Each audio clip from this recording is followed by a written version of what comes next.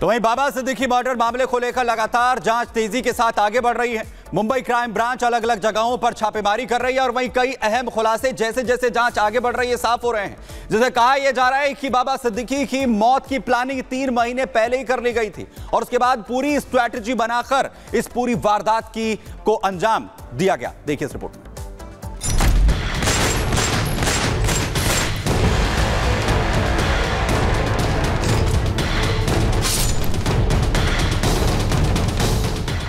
बाबा सिद्दीकी की हत्या मामले में जैसे जैसे जांच आगे बढ़ रही है, आरोपियों को लेकर कई तरह के खुलासे हो रहे हैं। पुलिस ने इस हत्या मामले में चौथे आरोपी हरीश को धर दबोचा है। हरीश बिचौलिए का काम कर रहा था। गिरफ्तार आरोपी प्रवीण और शुभम लोनकर, जो कि फरार चल रहा है, इन्होंने शूटर गुरमैल सिंह और धर्मराज कश्यप को 2 लाख रुपए दिए थे। हरीश ने ही ये रुपए शूटर्स को पहुंचाए थे। सूत्रों की माने तो हरीश ने शूटर्स को मोबाइल फोन भी मुहैया कराए थे। हरीश पिछले 9 साल से पुणे में रह रहा था, जो कि स्क्रैप डीलर का काम करता था। जांच में यह भी पता चला है कि आरोपी एक दूसरे से संपर्क साधने के लिए स्नैपचैट ऐप और इंस्टाग्राम का इस्तेमाल करते थे। चैटिंग और मैसेज के लिए स्नैपचैट और अगर कॉल करनी होती थी तो ये इंस्टाग्राम का इस्तेमाल करते थे।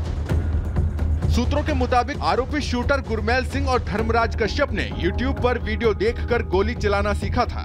ये लोग मुंबई में बिना मैगजीन के शूटिंग प्रैक्टिस करते थे। क्राइम ब्रांच इस बात की भी जांच कर रही है कि ये बंदूक चलाने की प्रैक्टिस कहां करते थे। मुंबई क्राइम ब्रांच ने इस मामले में अब तक 4 आरोपियों को गिरफ्तार किया है, जिसमें धर्मराज कश्यप, गुरमैल सिंह, प्रवीण लोनकर, हरीश कुमार पुलिस की गिरफ्त में है। वहीं 3 आरोपी अभी भी फरार चल रहे हैं, जिनकी तलाश की जा रही है। इनमें शिव कुमार गौतम, शुभम लोनकर, मोहम्मद जिशान अख्तर शामिल हैं। इन लोगों ने बाबा सिद्दीकी की हत्या की साजिश 3 महीने पहले शुरू की थी। आरोपी कई बार बिना हथियार के बाबा सिद्दीकी के घर रेकी करने गए थे। बाबा सिद्दीकी की पहचान करने के लिए आरोपियों को बाबा सिद्दीकी की तस्वीर और बैनर फोटो दी गई थी और बताया गया था कि यही टारगेट है, जिसके बाद इन्होंने मौका पाकर 12 अक्टूबर की रात बाबा सिद्दीकी की हत्या कर दी। Bureau report, Republic Bharat. वह जिस तरीके से इस पूरी वारदात की घटना को अंजाम दिया गया, उसके बाद से लगातार जांच जारी है। वहीं रिपब्लिक भारत ने मुख्यमंत्री एकनाथ शिंदे से खास बातचीत की। उन्होंने क्या कुछ कहा है, सुनवाते हैं। नेता भी चालू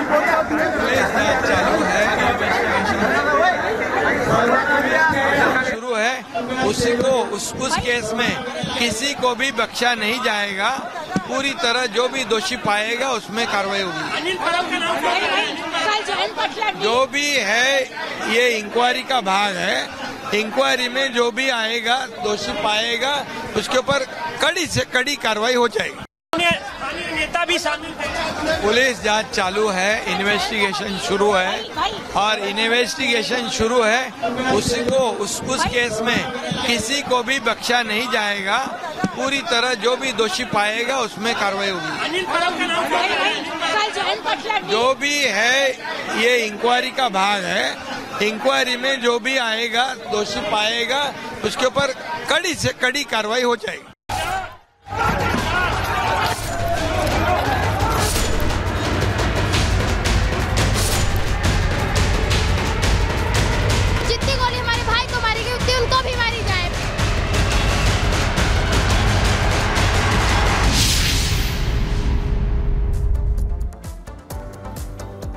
वहीं बहराइच में मूर्ति विसर्जन के दौरान जिस तरीके से हिंसा देखने को मिली, उसके बाद खुद मुख्यमंत्री योगी आदित्यनाथ पूरी तरीके से एक्टिव हैं।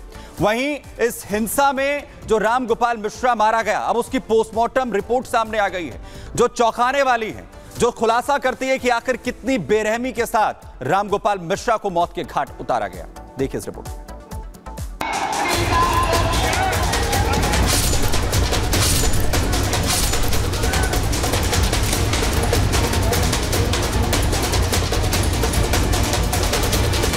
बहराइच हिंसा में मारे गए रामगोपाल मिश्रा को दर्दनाक मौत दी गई थी।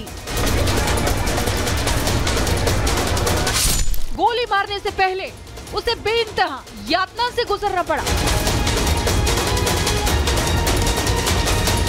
आरोपियों ने उसकी उंगली के नाखून खींच लिए थे। यही नहीं, उसे कई बार बिजली के झटके भी दिए। इसकी वजह से उसे ब्रेन हैमरेज हो गया और मौके पर ही उसकी मौत हो गई थी। बावजूद इसके आरोपियों का मन नहीं भरा तो उसे 35 गोलियां मारी।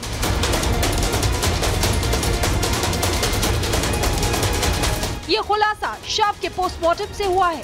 पोस्टमार्टम की रिपोर्ट सामने आने के बाद हर कोई हैरान है। पोस्टमार्टम रिपोर्ट के मुताबिक हत्यारों ने बेरहमी से राम गोपाल की हत्या की। पैर के दोनों अंगूठों के नाखून तक नोच डाले। गोली मारने से पहले चाकुओं से हमला किया। आंख के पास धारदार हथियार के निशान थे। शरीर पर आधा दर्जन गोलियों के निशान मिले। चेहरे, सीने और गले में गोलियों के छर्रे मिले। शरीर में 30 से 35 गोलियों के छर्रे धसे मिले और कई बार बिजली के झटके भी दिए गए। इस बीच बड़ी खबर आपको बताएं, पाकिस्तान गए एससीओ समिट में हिस्सा लेने के लिए एस जयशंकर भारत के लिए रवाना हो चुके हैं। भारतीय विदेश मंत्री, तस्वीरें हम आपको दिखाएं जहां पर रवानगी उनकी हो रही है। अहम दौरा 23वें एससीओ समिट को लेकर एस जयशंकर विदेश मंत्री का, और पिछले 9 सालों में यह पहला किसी भारतीय नेता का दौरा रहा जिस पर पूरी दुनिया की निगाहें लगातार टिकी हुई थी।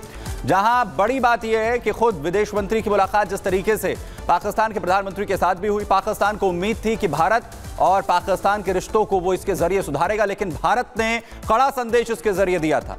और एससीओ में सिर्फ भारत अपनी जिम्मेदारी के मद्देनजर पहुंच रहा है, यह पूरी तरह से क्लियर कर दिया गया था। और अब तस्वीरें आप देखिए, रवानगी अब भारतीय विदेश मंत्री की पाकिस्तान दौरे के बाद वापस हो रही है। 23वें एससीओ समिट में हिस्सा विदेश मंत्री एस जयशंकर ने लिया।